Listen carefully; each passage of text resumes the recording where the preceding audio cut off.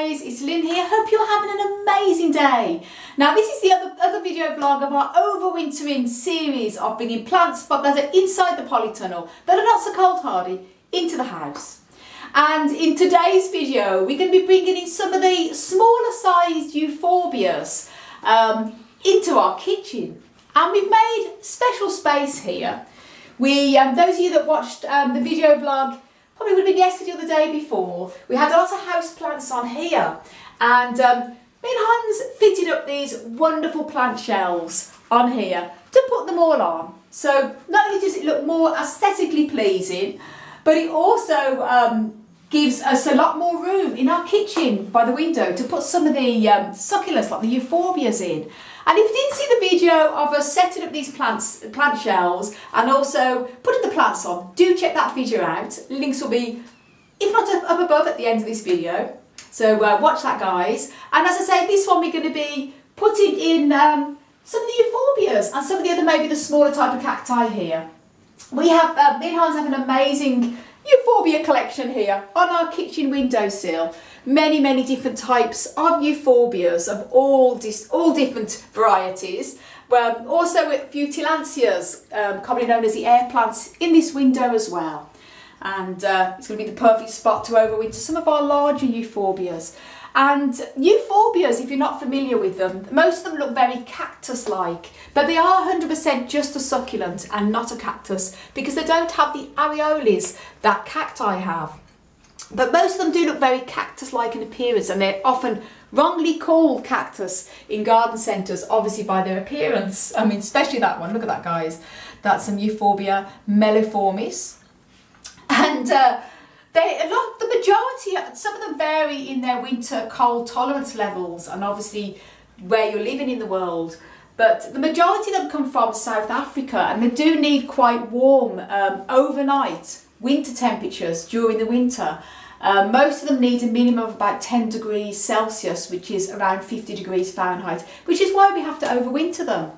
So before going any further, I want to say a wonderful thank you to my wonderful fiancé Hans, who is behind the camera filming me today. So please do go over and subscribe to his amazing YouTube channel, Family of Cactusy and Other Beauties, links up above. And there's our polytunnel and our little greenhouses outside there. So what we're going to be doing now is going into them and fetching out the euphorbias that we're going to be putting here in our kitchen windowsill, and then we're going to be rearranging everything and showing you what it looks like when it's all rearranged. Also, well done, Hans, he's just reminding me, we fitted up a grow light at the top here, and this is one of the 50-watt LED grow lights. So just put it on so you can see what it looks like. Woo! And this is because we have some euphorbias that are quite tall, which we're going to show you in this video. So they're going to go in this corner, and because we don't have a window here, there's going to be a bit of light coming over. They will need a bit more light to overwinter. So this is going to give them full spectrum sun, the equivalent of full spectrum sunlight here. And I made a video on these UFOs from Kingbo, probably a couple of years ago, and I'll put the link up above now to the video on these particular type of grow lamps, because they're really good for plants that you've got tall and you want to hang them down.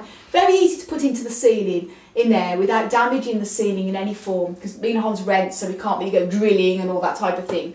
But they're very handy for that, and there's adjustable lengths as well, easy to switch on and off, and they're very cost effective to run. So do check that video out if you haven't seen that when we're installing them. We also have them upstairs in our grow rooms as well. Very good. But I always think the grow lights are a bit like mobile windows. Where the window stops there, this expands the window, and it means you can also grow plants in the middle of a room, or even in rooms where you've got no windows, because it puts light on there.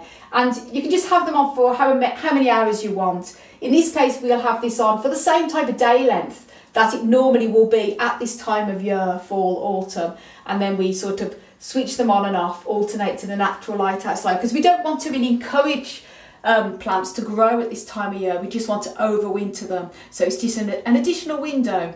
But it all depends on whether you want to keep plants growing or not, and there's different strengths, but that's another whole video again. I've done a few videos on grow lights. Anyway, just wanted to mention that, guys. And here's our table here. And let's get going then and bring in the euphorbias in. Now here's our polytunnel. which has the majority of all our cacti and succulents in, and we're sort of in between, obviously moving some into the house to overwinter. That's going to be all this part of this video vlog series, but in this video vlog we're just focusing on the euphorbias. Now this one is our Euphorbia tyrricale, big plant here, as commonly known as the sticks on fire or the pencil cactus, wrongly called cactus when it's not, as I explained earlier. So this one's going to be coming in, and we've also got a very large here, our Euphorbia triangularis. This is a big giant, so we're going to be focusing on the big tall ones first to bring in, and then we're going to bring in some of the smaller euphorbias like these ones here. Now that's the biggest, tallest of the euphorbias inside the house here. So we've got the big ones in first. Now I'm going to get the smaller ones in. Now that's the euphorbias that were inside our polytunnels here now in the house, and we're just going to be rearranging to show you what we've got there. The big triangularis and a few different types of euphorbias of many different types. This is like commonly known as the Medusa type one. Two here, different ones, but they're nicknamed the Medusa because of the way they sort of grow, very wacky. And this one here is a lovely variegated Euphorbia mammillaria variegata, commonly known as the cob cactus, even though it's not a cactus. As I say, it's purely a succulent, as all euphorbias are, but it's nicknamed that. And this beautiful variegated one was actually gifted to us from our wonderful friend Nelly, from a collection of Unseen Nature. So Nelly, if you're watching this, it's doing very well there. And a few different types of the euphorbias. This one is a Euphorbia sudanica, and it's sort of in recovery mode because it had, as you can see there, the red spider mite a couple of years ago, and we treated it with a neem oil, and it's in recovery. It normally sort of drops its leaves anyway this time of year, but it has put a load of new growth out there. And as I say, the Euphorbia tyrricale, commonly known as sticks on fire. Euphorbia ingens, we have two different types here, both very tall. And here we have, this is Euphorbia polycantha, quite an amazing plant here. So as I say, we've got the grow light on and going to be rearranging because we're both going to need our hands free to do this. We're going to show you what it looks like when we've rearranged it. Now that's all the euphorbias put away, and the most important thing is, obviously, when you have a lot of plants, as me and Hans does, it is awkward you want them to be displayed as aesthetically pleasing as possible. Also, you want to make sure you can reach them all, should you have to water any of them. But it's hard to do it without it looking cluttered. But I think we've done the best we've done here with the display. We put the taller ones at the back, the smaller ones at the front. These euphorbias here are all going to get natural light. As you can see, this is a very sunny south-facing window, so they're going to get plenty of natural light all over here. And the two ones at the very back, where there's no window, are going to get the light coming from the grow light there, as well as a bit of natural light that does come into that corner. So they're going to overwinter very well. And the majority of these we're going to be keeping dry over the winter. Can't really keep them cool because they're inside the house, but as I say, euphorbias are more, they need a warmer winter temperature of a minimum of 10 C, 50 degrees Fahrenheit. And we keep our house fairly cool. We don't have it like a furnace, so it's pretty much okay here. But the most important thing is, obviously, is you want to make sure you can reach plants in the window. We have a Huilin iris up there, so I can still reach that. We have a selection of more euphorbias in the window too. That will need a bit of water over the winter to stop them from shrivelling. And I have this amazing here, this little special sprayer with a long handle, so I can still reach all of the plants in there, and that's the most important thing. Obviously, when you've got a lot of plants together, that you can actually reach them without knocking any stems or damaging any of them. So I've made sure I can reach them all in the window still. And that's it. So that's the euphorbias all into overwinter. Now the very tall one we've got here, I'm just going to show you.